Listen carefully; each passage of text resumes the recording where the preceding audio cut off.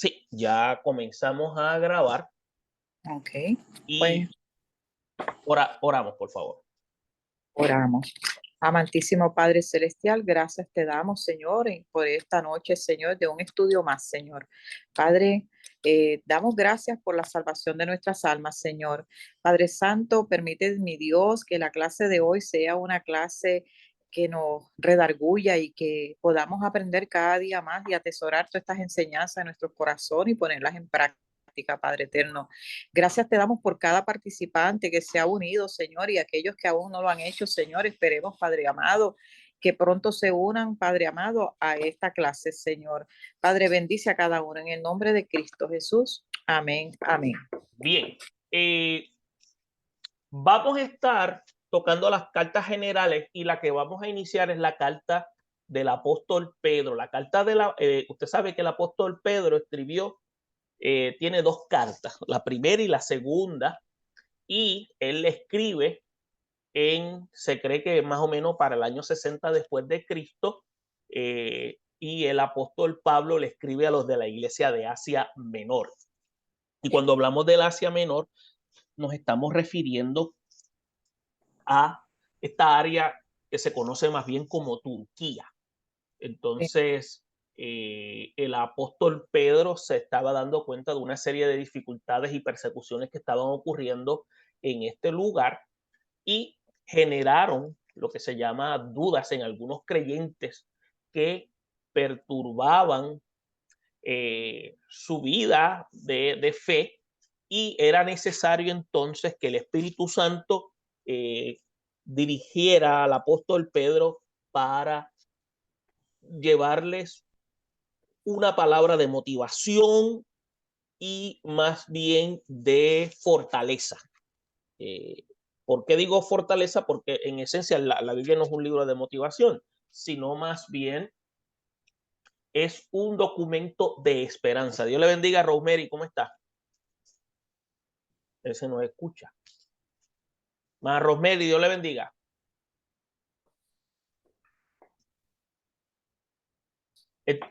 Entonces, él escribe para animarlos y darle esperanza en medio del sufrimiento. Entonces, también este documento, los de Asia Menor, entiéndase, yo le había mencionado, son áreas como Turquía, pero en ese lugar estaba el Ponto, estaba Galacia, estaba Capadocia y estaba Bitinia. ¿Me escuchan? Sí, Bien. Hermana Rosemary, ¿me escucha? Todavía no me escucha. Bien. Entonces, se cree que fue escrita en lo que se conoce como Roma, y el trasfondo histórico que presenta la carta es en un periodo bajo la persecución de Nerón, que empezó Roma eh, bajo la autoridad de este hombre, y comenzaron los creyentes a ser perseguidos. Déjenme decirle, los creyentes simplemente eran perseguidos cuando eran acusados, porque los creyentes no daban ningún problema, era cuando alguien se quejaba. Nerón fue el que se dice que ejecutó al apóstol Pablo, y posiblemente para el tiempo de él fue que el apóstol Pablo muere martirizado. Entonces también hay que señalar, el apóstol Pedro también muere bajo manos de Nerón. Por eso es que se cree que hay lo que se llama una variante entre el tiempo que se escribe el documento. Algunos hablan del año 60, 62, al 69. Ahora, lo importante para nosotros fue que Dios no llegó tarde, sino que habló con palabras de esperanza mediante la carta a los de este lugar de Asia Menor, y vuelvo y repito, eran expatriados que estaban en el Ponto, Galacia, Capadocia y Bitinia. Entonces, eh, cabe señalar que estas iglesias que estaban ahí fueron el resultado de fruto de Pentecostés. Quiere decir que gente que tuvo la experiencia aquel día de Pentecostés, la palabra llegó y de ahí surgen estas iglesias. Y estas iglesias están compuestas por judíos y gentiles.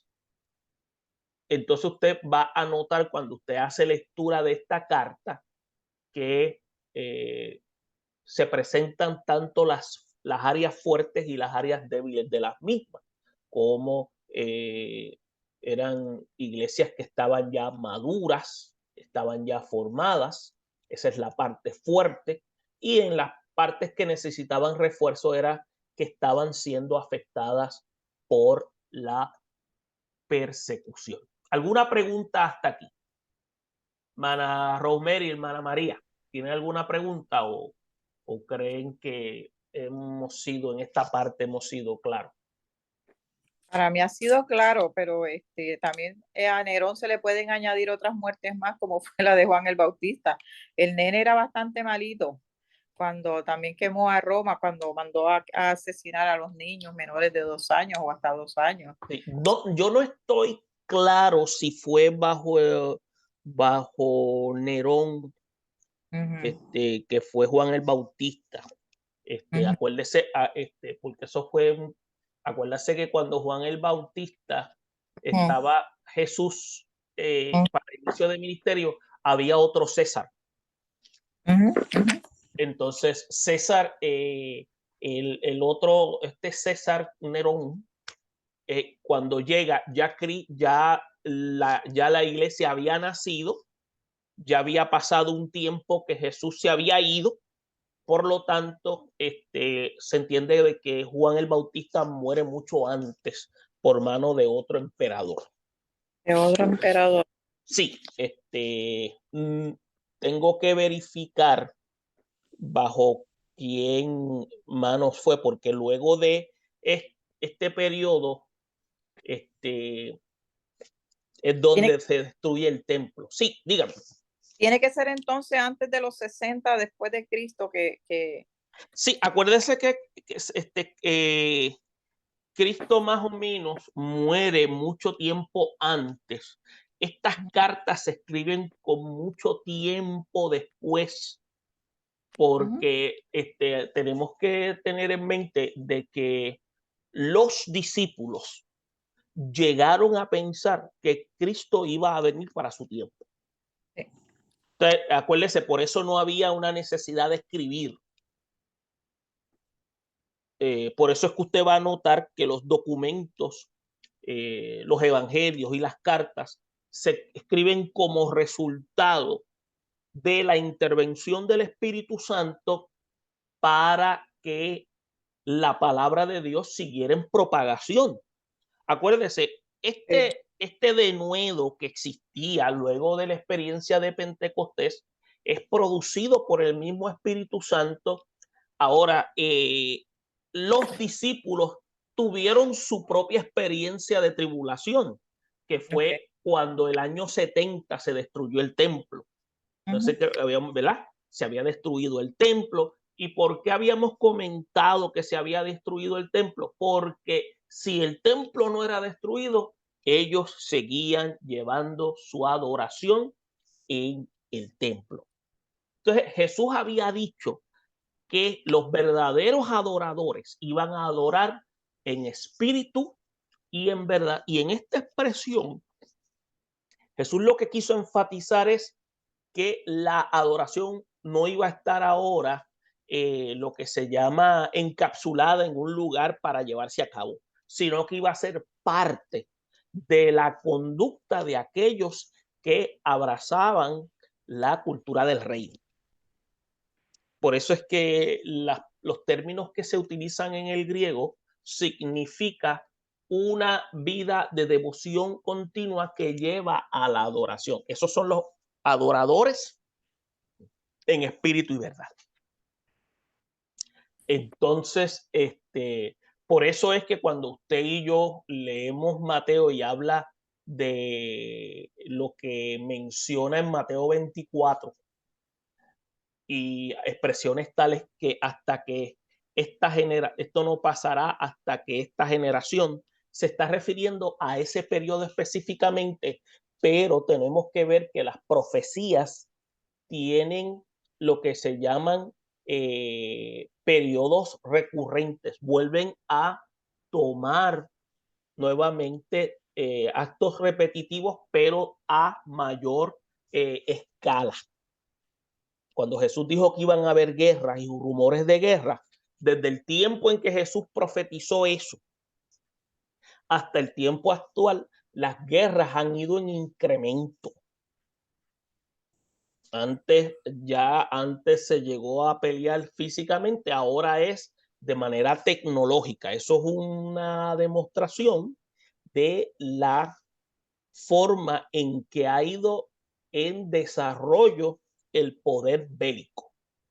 Pero también es un indicador de que eso que Jesús había indicado tenía una repercusión, porque en cada periodo personas pudieron experimentar en sus vidas eventos que Jesús dejó claro y que iban a tener una trascendencia, pero va a haber un evento que va a culminar con todo, una tribulación final y también la venida del Hijo del Hombre, que es específicamente para el pueblo de Israel. La iglesia va a tener el privilegio de ser levantada. Eso es lo que nosotros postulamos.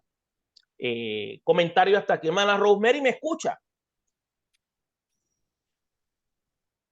¿No me escucha? Hermana Rosemary. Bien. Hermana María, ¿algún comentario en adición a lo que acabamos de decir? Bueno, el comentario quizás no tenga ni que ver con lo que usted acaba de decir, pero Dígame, sí, dígame. a profundidad, sí. Se habla de los rumores de guerra y como usted acaba de decir, se ha ido incrementando, estamos de acuerdo.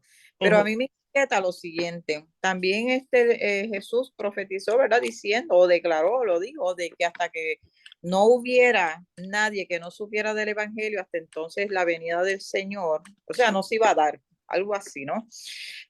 Son cosas que uno escucha por allí. A lo que voy es a lo siguiente. Yo recibí una llamada hace 3, 4 días atrás. Yo soy de Costa Rica, vamos a empezar por ahí. Sí. Mi hermana hablando, ella me está pidiendo que por favor le enseñe a leer la Biblia, cómo buscar en la Biblia. Y yo pues estoy haciendo lo que puedo, teléfono, por cámara, y me dice que en Nicaragua está viendo la persecución. No importa del credo que uno pertenezca, no les están permitiendo que se reúnan y les están interceptando los teléfonos también, de tal manera que no se puedan comunicar. Entonces yo le dije, no te asustes por esto, porque creo que fue Bolivia que pasó la ley también para que no se predique ningún tipo de religión, especialmente los que hacen más ruido, es lo que ellos dicen, y que no se va a permitir ruido, pero ¿cómo se dice? A lo que voy es que no está permitido el alabar al Señor en ninguna iglesia, dígase católica o protestante. No hay, y recientemente, como le digo, Nicaragua está igual. Y esto pues da cierto temor, ¿verdad? Porque mi hijo me dice, mira lo que voy, mi hijo me dice, mami, si yo aparezco por ahí me van a quitar literalmente el pellejo, porque él tiene unas cruces tatuadas. Y yo le dije, pues mira, yo no había pensado en eso también. Las personas corren un riesgo grande porque se han tatuado ciertas cosas en sus cuerpos y era verdad de incitar a un país cuando ha determinado que no quiere que se profese ninguna religión. Sí, ya estamos comenzando a ver, nosotros todavía no hemos experimentado ese periodo donde se está manifestando este tipo de persecución. Tenemos que tener claro que la persecución tiene muchos rostros y estamos viendo el rostro de la persecución en lo que usted acaba de identificar, en lo que es la prohibición de el evangelio. Acuérdense que cuando se habla de cristianismo, tenemos que tener claro, nosotros pensamos que los cristianos nada más somos los protestantes.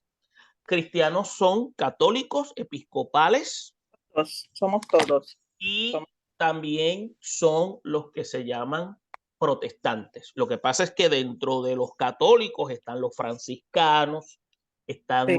están otros grupos que comparten las mismas ideas con relación a la Trinidad. Están los episcopales y están los protestantes, donde caemos nosotros, entiéndanse, los evangélicos, pentecostales y Mission Board, Alianza.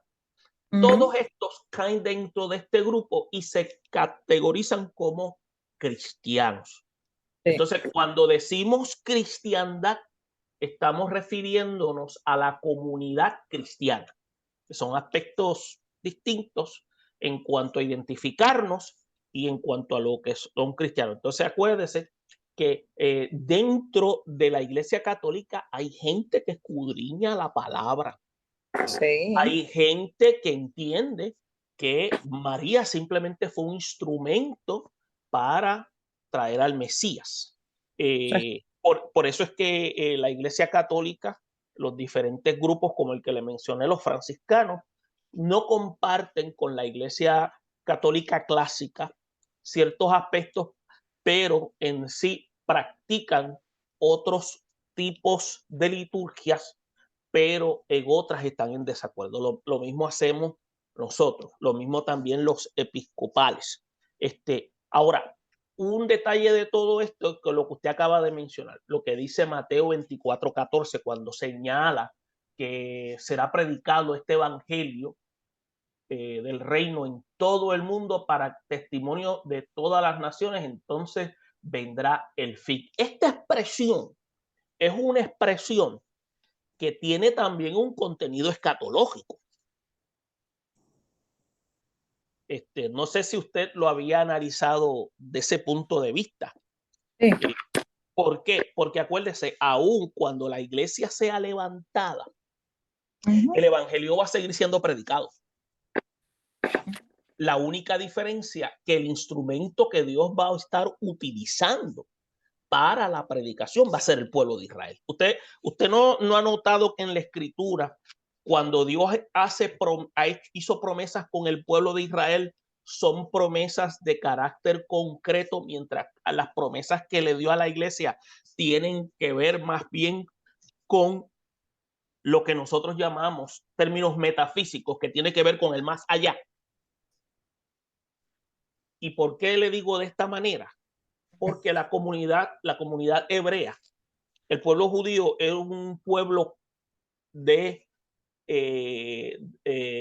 cosas concretas. Por eso es que había un tabernáculo, había una tierra prometida, todas estas cosas, e incluso cuando se le prometió que iba a haber un rey eterno, como David, utilizando a David en esta profecía, se está refiriendo al reino sempiterno, y eso va a ser literal. Pero eso es exclusivo donde se le habla al pueblo de Israel y donde la iglesia va a tener una participación. Pero cuando se habla de esperanza gloriosa, de participación con Cristo, de un evento en la cual vamos a tener el privilegio de todos aquel que le aceptaron mediante la fe, tener un espacio de festejo con Dios Todopoderoso, eso le incluye exclusivamente a la nueva Israel, que viene siendo la iglesia. Por eso es que aunque el evangelio en algunos lugares nosotros hemos pensado que no ha llegado, la palabra va a llegar porque ya ha sido declarada, y Dios se va a encargar a través de la iglesia actual, incluso después del rapto, el evangelio va a seguir siendo predicado. Amén. Sí, ¿por qué? Porque acuérdense, cuando se habla de los 144,000, se está hablando de 12,000 de cada tribu, que se encargarán del plan de la proclamación. Por eso es que en ese periodo que va a experimentar el mundo, y es algo que por lo regular no discutimos mucho, pero muchos piensan que cuando ocurra el rapto, la gente piensa que al otro día comienza la gran tribulación. Y déjeme decirle, según los especialistas escatológicos, se cree que pueden pasar de 15 a 30 años a lo que comienza la gran tribulación. Yo no sé si usted había escuchado algo así. No, yo lo que he escuchado es que el enemigo ya tiene su mansión montada y el enemigo extendiendo sus tentáculos por todo el mundo. Sí, acuérdese que el enemigo, todo lo que está haciendo el enemigo es una estrategia final porque ya él conoce cuál es su futuro. O sea, ya a él se le indicó que él no va a tener ningún tipo de victoria alguna. Por eso es que en algunos aspectos teológicos se habla de que todavía, ahora mismo, la gente piensa que Satanás va a estar en el infierno supervisando a las almas perdidas. Bueno, yo no sé si usted ¿cómo se llama? Inconsciente o conscientemente ha llegado a pensar así, porque a mí me ha pasado. Yo pienso que el enemigo está afuera porque ya, está dentro de las iglesias, porque los que tiene afuera ya están seguros. Tienen que estar en las iglesias mirando a ver a quién más se lleva para que su número aumente. Sí, acuérdese lo siguiente, la función del enemigo de las almas es impedir que el ser humano tenga una comunión con Dios. Claro. Ahora, él todavía, él no ha experimentado lo que se llama el tormento eterno que es en el infierno. Por eso es que en la teología se dice que todavía no hay nadie en el infierno. O sea, cuando la Biblia habla de que va a haber un lugar de tormento, e incluso cómo nosotros podemos identificar eso, usted puede buscar la historia de los endemoniados gadarenos. Digo los endemoniados porque Mateo menciona dos, mientras Lucas y, si no me equivoco, Marcos mencionan uno. Lo que sucede es, no hay contradicción, lo que sucede es que se señala que se cree y se entiende que el único que estuvo presente en ese evento fue Mateo. Y los otros fue que la historia se la contaron. Pero donde ocurre más bien el evento es en uno de los endemoniados donde es transformado. Ahora, pero lo que le quiero mencionar es lo siguiente. Los demonios le dicen, todavía no ha llegado nuestra hora. Por eso es que le piden que los lance a un hato de cerdos. Y eso es un indicador de que todavía el juicio final no ha llegado. Ha llegado. Hermana Rosemary, ¿nos escucha? Creo que sí, ya por fin, después no soy tecnológica, o sea, me tengo que pedir auxilio. Estuve llamándola casi como 45 minutos y me quedé galillado, pero dije, pues está la hermana María Miranda, seguimos dando clase con la hermana María Miranda. Pues ya somos dos. Entonces, ¿qué sucede? Ese es el aspecto. Ahora, la intención del enemigo de las almas es como usted dice, o sea, es poder sacar de ruta a aquellos para que no conozcan la experiencia salvífica. La iglesia tiene la función de arrebatar del escenario que el enemigo mismo ha generado en el ambiente, que es lo que se conoce como sistema de pecado, para que los seres humanos no conozcan la gracia salvadora. Pero la palabra, escuche bien, va a ser predicada. Todos van a escuchar. E incluso aquel donde no vaya directamente, Dios mismo se encargará de ministrarle mediante eventos naturales o eventos sobrenaturales para que entiendan que hay un Dios soberano. Amén. Sí. ¿Algún comentario con relación a eso? Mana Romero, estamos trabajando las cartas generales y iniciamos con la primera carta de Pedro. ¿Me escucha? ¿O ya no me escucha? Yo creo que ya no me escucha. Bien. Oigo. Ok. Entonces tenemos que ver, volvemos y retomamos la carta. Está para el recipiente de esta carta, se dirige más a una comunidad gentil, aunque habían judíos, pero había más gentiles. Y hay unas características particulares en esta carta. Se dice que Pedro empleó imágenes que eran especiales para él porque Jesús les había Jesús las había usado cuando se reveló en ciertas verdades a Pedro. Y es por eso que el apóstol Pedro también hace lo mismo, escribir estas cartas. Por eso que la concepción de Pedro de la iglesia la identifica como una casa espiritual compuesta de piedras vivas edificadas por Cristo. Y usted va a ver que el mismo Pedro constituye ser un ejemplo de eso, porque el mismo Jesús le llamó Pedro, que Pedro significa piedra. Entonces, usted va a notar que el mismo apóstol utiliza eso como también en elemento de referencia para dejarles saber a aquellos que están en Cristo en Asia Menor que también son edificados en Cristo. Entonces, otro aspecto es que cuando nosotros vayamos a leer la carta, acuérdese, cuando usted lea una carta, usted no lee la carta empezando desde la mitad, usted tiene que leerla desde el principio, como lee toda carta que le llega del correo, para usted poder conocer lo que se llama el contexto histórico y qué es lo que estaba pasando. Si usted tiene Biblias de estudio que tienen elementos de trasfondo, inicia haciendo lectura de estos trasfondos, porque les va a ayudar a ustedes a que puedan entender cuál es la intención de la carta. Entonces, usted va a ver por qué el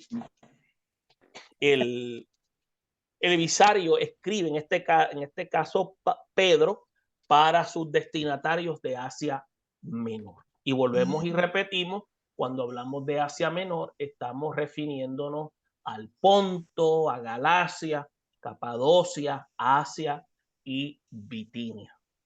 Entonces, unos temas que usted va a encontrar en la carta es la nueva identidad del creyente, el sufrimiento en la vida del cristiano y la vida cristiana. Y cuando se habla de la identidad del creyente, va a hablar de la meta que tiene el apóstol Pedro en motivar a los cristianos a aprender a ser fuertes en medio de la persecución.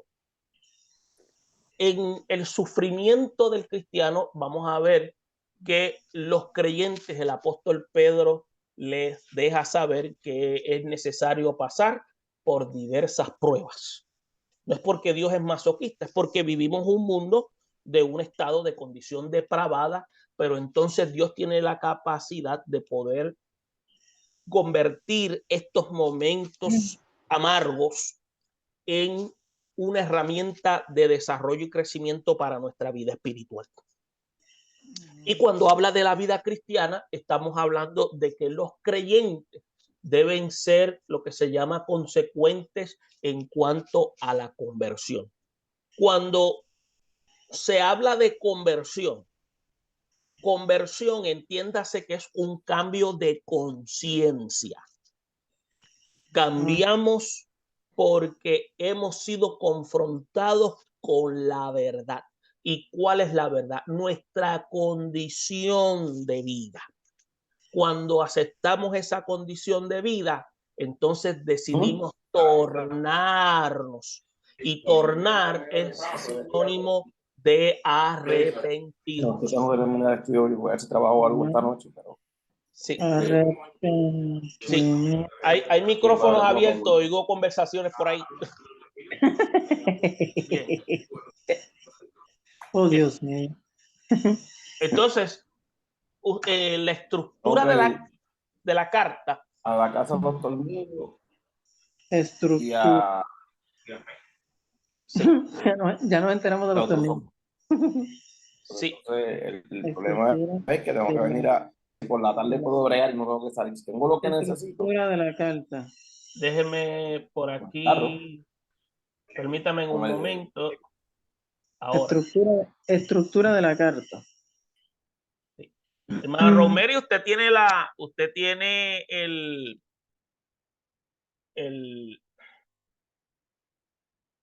cámara quita.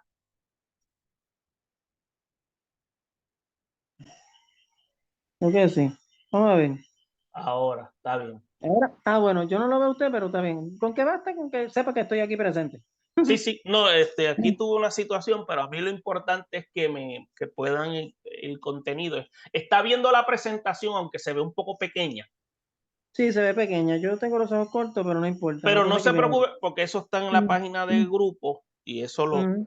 Pero lo que yo quería presentarle en el caso, la estructura de Pedro, de Primera de Pedro, se basa por lo menos en lo que es doctrina y lo que es práctica. Cuando se habla de doctrina, vamos a hablar de lo que es esperanza viva y lo que es obediencia en verdad, y eso usted lo va a encontrar entre el capítulo 1 y capítulo 2 hasta el versículo 9.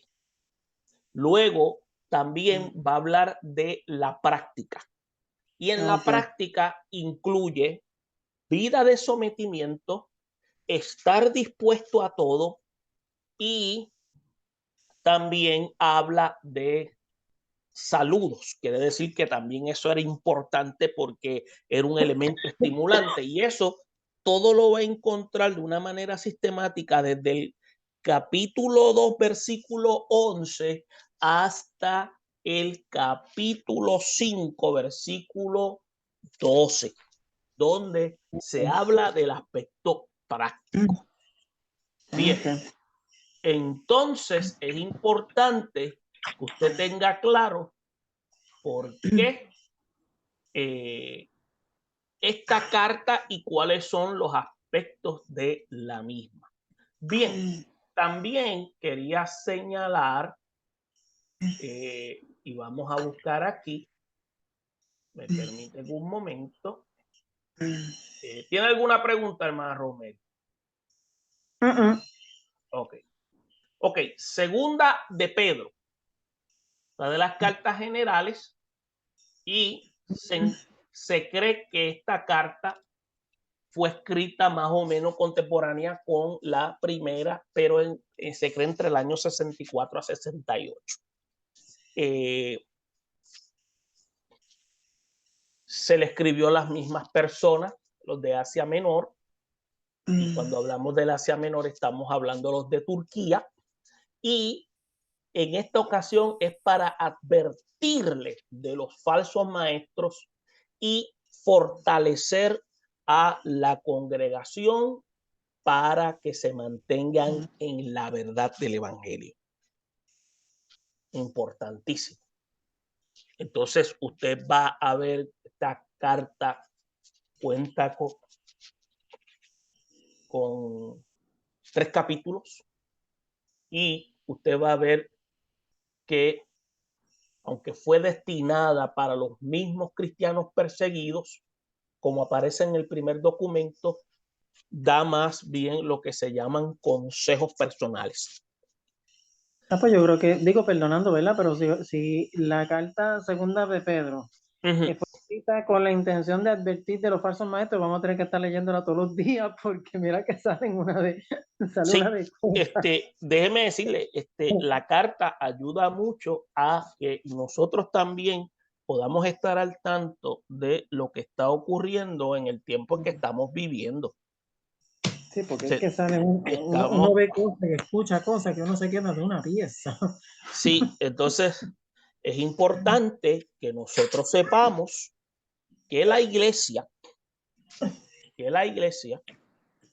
es responsable de poder identificar esas falsas enseñanzas. Por eso es que en las iglesias que Dios ha permitido que se establezcan en cada lugar, puedan haber maestros. Esos maestros vienen siendo los docentes, los doctores de la comunidad de fe, que juntamente con el pastor ayudan e informan a la grey de cómo está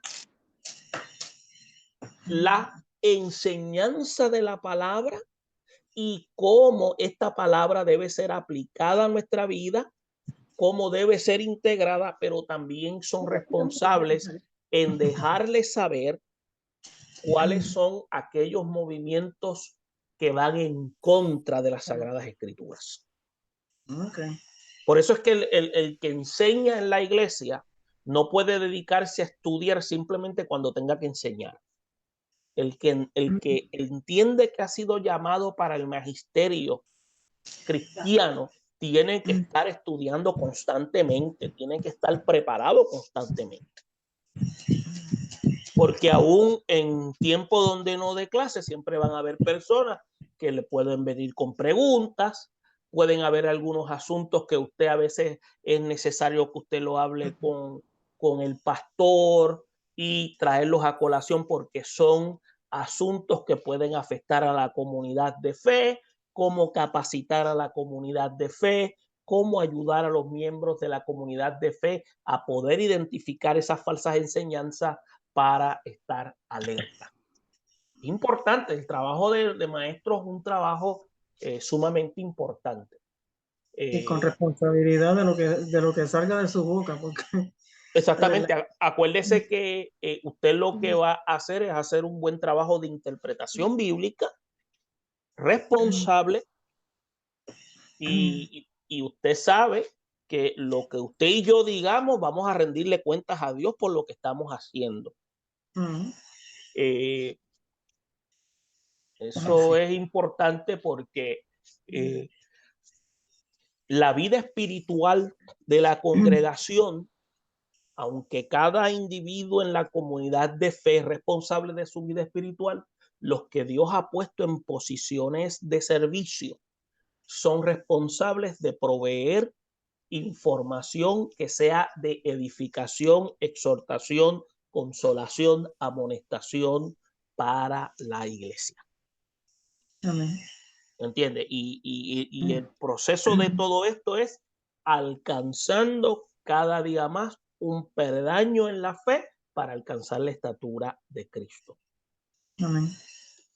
Entonces, es bien importante que sepamos eso porque muchos no nos damos cuenta de que conocer las escrituras es base, es esencial. Esto tiene que haber un balance, entre vida cristiana en cuanto a cómo nosotros lo hacemos en el diario vivir, pero cómo vamos a ir conociendo al Dios de la Biblia. La única manera que vamos conociendo al Dios de la Biblia es escudriñando las escrituras. Para poder escudriñarla de manera efectiva, Dios ha puesto entonces maestros para que sirvan de medio de enlace para que nos ayuden a conectarlos con la Sagrada Escritura. Y si usted entiende que Dios lo ha llamado para el magisterio, mi recomendación es que usted comience a crear una disciplina de preparación y desarrollo continuo, aun cuando usted no está dando clase. Y usted va a notar que eso es vital y esencial. Por eso es que en la carta, en esta segunda carta, temas principales que usted va a encontrar va a ser el crecimiento espiritual, las falsas enseñanzas y la seguridad del regreso de Cristo. ¿Cómo lo sabemos? Mire, desde el capítulo 1, del versículo 3 al 15, Pedro enfrenta lo que se llama el fin de su vida, pero entonces anticipó que iban a haber calamidades inminentes y expresó mediante esa carta un grado de preocupación por sus destinatarios y lo que quería dejarles saber era que estuvieran fieles y creciendo en el discipulado. Entonces, en las falsas enseñanzas vemos como el apóstol Pedro da a sonar una alarma contra los falsos maestros que exponían una constante amenaza en la cual tenía como objetivo afectar la fidelidad de aquellos cristianos. Por eso es que al ser notificados por el apóstol Pedro, ellos entonces sirven entonces a estar alerta, y es donde ahí ese espíritu de discernimiento que el Espíritu Santo produce en la vida del creyente se activa de tal manera que puedan entonces levantarse en defensa de la fe. Entonces se convierten en defensores de la fe. En el griego le llaman apologistas, ¿no? Entonces, también el apóstol Pedro quiere cerrar hablando del regreso de Cristo. Entonces, él advierte contra los burladores que abandonen la esperanza del regreso de Cristo. Por eso es que usted va a notar que dice que el Señor no retarda su promesa como algunos la tienen por tardanza, sino que Él, siendo paciente, esperando que la gente venga al arrepentimiento para que no se pierda. Entonces vemos cuán importante era para el apóstol Pedro dejar capacitada a la iglesia de Asia Menor. Entonces, en esta segunda carta hay tres aspectos importantes también. Se va a cómo trabajar a eliminar la duda, los falsos profetas y maestros y el día del Señor. Entre el capítulo 1 hasta el capítulo versículo 16 se va a estar hablando de cómo ir disipando las dudas. Miren, yo le voy a decir algo. Dudar no es pecado. Pecado es cuando hacemos de la duda un mini Dios en medio de las circunstancias. ¿Entendió? Y eso tenemos que tenerlo claro, porque en algún momento hemos dudado, pero el problema es cuando hacemos de la duda un mini Dios. Y eso toma control de nuestra vida y empieza a socavar nuestra vida de relación con Cristo. Entonces, los falsos profetas y falsos maestros vamos a verlos desde el capítulo 2, versículo 1 hasta el capítulo 2, versículo 17, donde se hace énfasis del poder y la venida, de los falsos maestros, de cómo el apóstol Pablo habla de que Dios no perdonó a ángeles, de aquellos que actúan de forma atrevida y contumaz, que son personas que no se someten, y habla de aquellos que son fuentes sin agua. Entonces habla del día del Señor, la cual no puede ser ignorada. Por lo tanto, en esta segunda carta, él habla de no ignorar en cuanto a la venida del Señor y empezar a desechar todo aquello para ir en un crecimiento continuo y procurar una vida de diligencia. Y eso es esencial. Preguntas hasta aquí, comentarios, hermana Romero y hermana María Miranda. No, yo la caché. Ahora tengo una justificación, una razón bien para leerlo.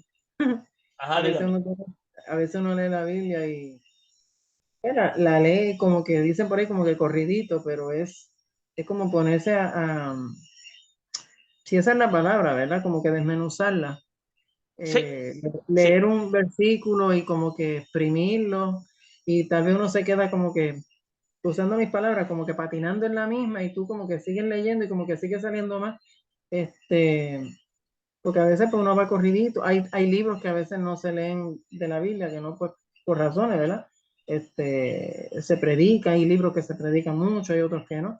Pero con esto que usted menciona, de que en la segunda carta de Pedro nos advierte o pone ciertas características de lo que uno tiene que cuidarse de los falsos maestros, pues ya entonces uno tiene como que un hint, como dice el americano, de tú ponerte a leerlo de verdad y ponerte no sé si es comparar o ir observando, ¿verdad?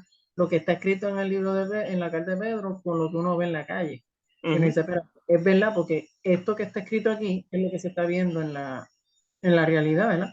Y entonces, pues uno dice, de verdad que uno está en los últimos tiempos y la gente como que sigue ahí navegando en las aguas y no se dan cuenta de que las cosas están al ladito de uno y como que no, como que están ahí, pero no lo ven. Sí, Mira, pero acuérdese que la iglesia viene siendo el reloj, porque es la responsable de ir identificando los tiempos. ¿Por qué? Porque a medida que estamos viendo cómo el nivel de depravación sigue en aumento, vamos a ver que la gracia de Dios sigue siendo expansiva, pero también es un indicador de esperanza de que la iglesia ha de ser en algún momento levantada y que tenemos que ser prestos y tenemos que ser diligentes en que mediante el evangelismo personal poder seguir alcanzando vidas para el reino de los cielos. Y déjeme decirle las cosas en realidad, y puede ser que a usted le digan que sea pesimista, pero las cosas no van a mejorar. eso es verdad. Y entonces eso es una realidad que muchos no quieren aceptar, pero escuche bien, algo que le quiero señalar. Para los que están en Cristo, cuando todas estas cosas están ocurriendo, es cuando nuestra esperanza debe ir alcanzando un mayor grado. ¿Por qué? Porque la redención de la iglesia está por ocurrir y por lo tanto le pedimos al Señor que nos encuentre haciendo su voluntad y que podamos nosotros desarrollar lo que se llama vida devocional, que es lo que en sí es el primer amor. Acuérdese, primer amor es entablar esa vida devocional para tener constancia de cómo estamos viviendo en los tiempos, para que nuestra vida cada vez aprenda a depender del Espíritu Santo. ¿Estamos claros? Y eso es necesario. Estas son las dos cartas del apóstol Pedro, escritas a los de Asia Menor. Vamos a estar cubriendo la semana que viene sin ningún problema. Tengo que reunirme ya mismito con un grupo que empiezo a las 8 y allá son las 9, pero ellos van a estar reuniéndose oficialmente conmigo lunes y miércoles, porque ya yo tengo un compromiso con ustedes. Hoy fue simplemente una excepción. Entonces, si tienen preguntas, envíenlas a la página de grupo. No quiero que el grupo se me desanime. Vamos a concluir con lo que nos queda, porque la misión nuestra, miren, yo analizando, ya llevamos 34 semanas en este relajito, lo dirían por ahí. Y yo espero que en ese periodo ustedes hayan podido aprender algo. La verdad que sí. Hay cosas, hay comentarios también que ayudan a uno, no solamente del profesor, a veces uno hace comentarios. No, de todo, todos han hecho preguntas, por eso es que le digo, sigan preguntando, sigan aportando, porque es lo que ayuda a que usted y yo podamos desarrollarnos y aprender a crecer en la fe. O sea, este tiempo de reunión que tenemos es con la intención de poder desarrollar estructura bíblica, pero también desarrollar disciplina para aprender a escudriñar las escrituras y aplicarlas. Sacar tiempo devocional, porque todo lo necesitamos, todos, para pedirle al Espíritu Santo que desarrolle en nosotros una capacidad dócil para poder escudriñar su palabra con responsabilidad y poder ser lo que se llama dóciles cuando Él ministra nuestra vida a través de la Escritura. A través de la Escritura Dios siempre habla, Él no falla. Lo que pasa es que estamos muy acostumbrados a escuchar personas que dicen cosas y pensamos que es que Dios está hablando, pero en realidad Dios no está hablando. Yo no digo que Dios no hable de esa manera, pero la profecía más certera, 100% segura, es la Escritura. Amén. Y esa en sí no falla. Ahora, depende de nosotros el cómo nosotros nos vamos a imbuir en ella y solicitarle al Señor que nos dé disciplina para desarrollar esa vida devocional. Preguntas hasta aquí, si no, terminamos. Mana María Miranda, pregunta, Mana Romero. ¡Ay! Por mi parte, pues no. Luego veo entonces el video cuando el internet vuelva a mi teléfono. Voy a hacer una requisito. Alguien que ponga un arbolito de Navidad en su casa, yo le voy a poner una notita. Se aceptan donaciones de computadora. Oh. Pero no, dentro de todo, gracias porque alcancé algo, no me quedé outside. Pero sí es por lo menos en mi caso, yo soy lo que le dice el americano bookworm, me gusta leer y esa es la intención, o sea, porque a veces la gente quiere que las cosas se las den masticadas y digeridas, pero a mí me gusta leer, a mí me gusta rebuscar, bueno, con los recursos que puedo tener a mano. Pero nada, tengo fe que aunque yo llegue a los 80 o los 90 años, poder Qué coger bueno. un profundo, ¿me entiendes? De verdad, pero de lleno. De esa, verdad, esa es nuestra fe, esa es nuestra fe. Si el Señor no ha venido a buscarnos. De leer y de aprender, no para ser maestro en esa cosa, sino pues para el crecimiento de uno y de lo que uno pueda compartir con otra persona, ¿verdad? Sí. Pero aprender, mientras uno está vivo, tiene oportunidad de aprender. Sí. Y aprovecharlo. Y pido al Señor que lo use como instrumento de tal manera que usted pueda ayudar a otros al crecimiento y desarrollo a través de las Sagradas Escrituras. O sea, todo aquel que está dispuesto en la viña del Señor, siempre hay trabajo. Siempre se está reclutando personal. Dios lo que está buscando es voluntarios. A disposición de la persona que quiera aprender a hacerlo, desear hacerlo. Entonces siempre, o sea, lo único que Dios exige como resumen es que usted pueda decir, soy siervo inútil. Ese es lo único que debe decir el resumen. Dios no está solicitando que tengamos alguna especialización. Dios lo que va a usar de nosotros es nuestra disposición, y lo que tengamos en adición, Dios se va a encargar de calibrarlo para su gloria y su honra. Amén. Bien, vamos a orar para así concluir. Vamos a pedir a hermana Rosemary, llévenos oración y así concluimos. Muy bien. Señor, gracias esta noche por la oportunidad de aprender de tu palabra, de lo que tú has escrito, de lo que tú has dado a esos siervos tuyos en esos momentos para que escribieran lo que tú querías que no solamente ellos lo supieran, sino el pueblo de Israel y a todos los lugares donde llegara.